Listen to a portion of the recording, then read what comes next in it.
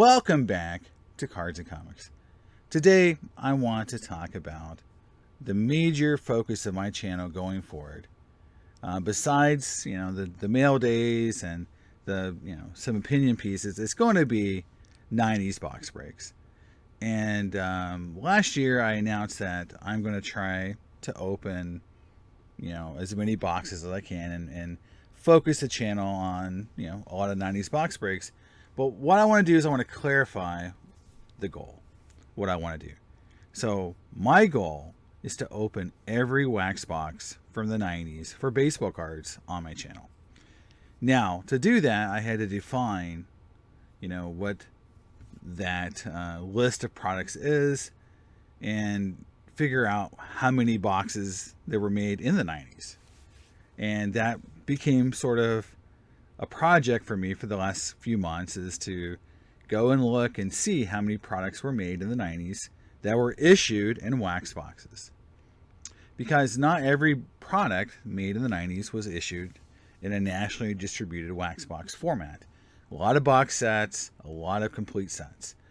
So what that meant was I had to go through Baseball Cardpedia, get all the list of products there, cross-reference it, and create a list of products that were Major League Baseball products that were issued in wax, in some sort of box format, pack format, that contain Major League Baseball players, or cards of players I want to collect, such as a Ken Griffey Jr. auto, Derek Jeter auto, and I'll explain that a little bit more when I get into some of the products, because I did create the list. And so what I'm going to show you today is sort of the depth and scope of my goal, the enormity of what I'm going to take on, which is to try to open every wax box and document an opening of every wax box from the 90's on my channel. Now, getting into what that entails, I created sort of a summary and sort of by year of what that means. So when I went and did the vetting, review, the research, I came up with there was 432 different products made in the 90's that were issued in a wax box format that meets my criteria for collecting, for opening, for what I want to do. Things that I did not include in the list were things like Conlon cards, products that are just veterans or minor league players. Now, if I want to go back and do some sort of like you consider this the base set of Major League Baseball products, and maybe there's a master set of everything that was issued in a wax box format in the 90's. But honestly, I'm going to be opening a lot of products I don't care too much about, because right now I've only opened products I really wanted to, enjoy, or things I hadn't really experienced as a kid, versus the entire documentation in the 90's. But now that my focus has changed, because I think it would be cool to have one channel on YouTube that documented what every product was in the 90's in wax box format for you to open, and see what the product looked like, and to kind of get a review of the product. That to me is something that I can accomplish on my channel.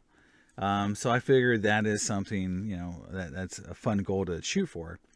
But I'm going to be opening a lot of products I probably don't, like as much or care much about.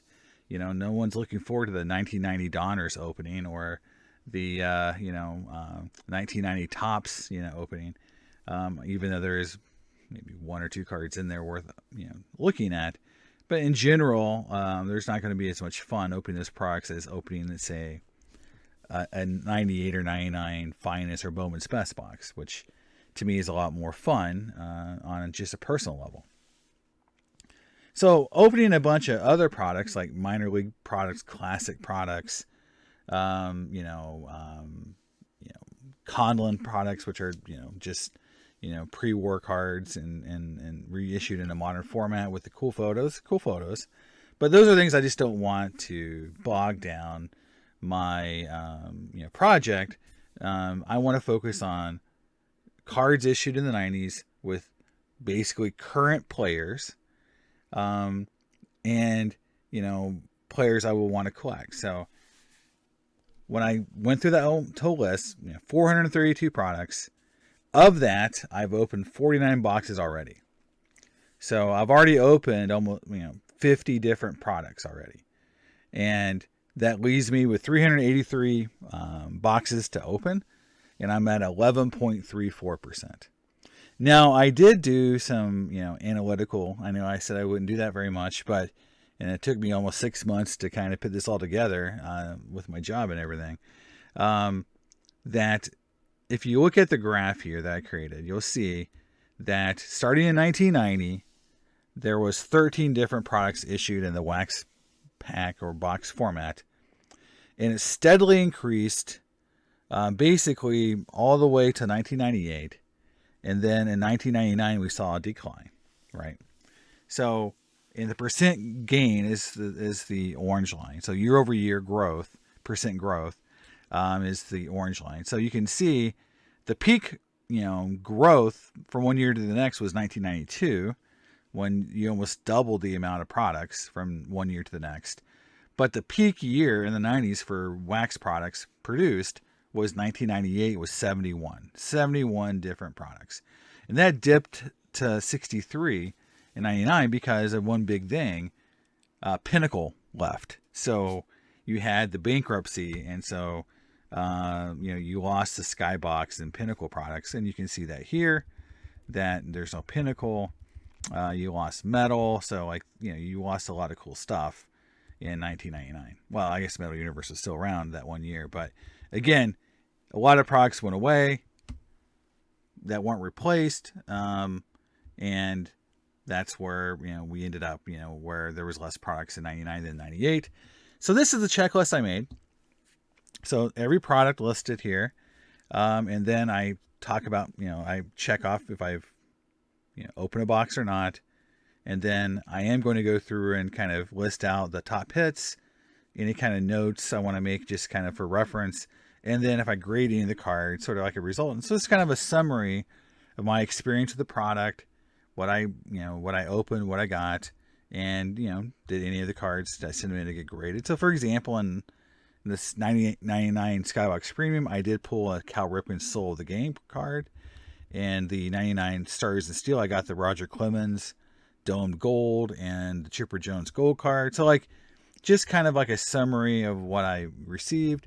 But you can see in 1999, I have opened almost 25% of all the wax boxes issued. 15 of the 63 I've already opened. So 1999, I've got a good start. In 98, also, I have a good start. You can see Bowman's Best. I've opened one box there. I pulled the Griffey Refractor, got a PSA 10. So just kind of like how I'm looking at opening these products. You can see in some cases I opened multiple boxes. So yeah, I set the spreadsheets, and you can see in 1998 there's 71. This is again the biggest year. I opened 13. So again, I need 58 boxes to open to complete it. And you go to 1990. Just quickly is. You can see there's 13 products. And again, I'm including Series 1, Series 2. So if there's multiple series, I will include both series wax boxes if they're that way. There's some years, like I was going to show you, is like, let's go to, I believe 92 was a good year, because just to show you that there are some, I have some classic best sets in here. And that's because some of them have autographs of like Derek Jeter or Ken Griffey Jr. or players I would want to collect. So I kept them in there because to me, they still have Major League Baseball player cards in them. Maybe they're inserts and not the focus of the set, but they're cards I want to open and collect. So I'm going to still have them on my list. Another thing that's not here is like Classic, for example. Was issued in games or in complete set formats. So things like that won't be listed here. So that's sort of how I came up with this list. There's a lot of products I've never heard of before. Topps Kids.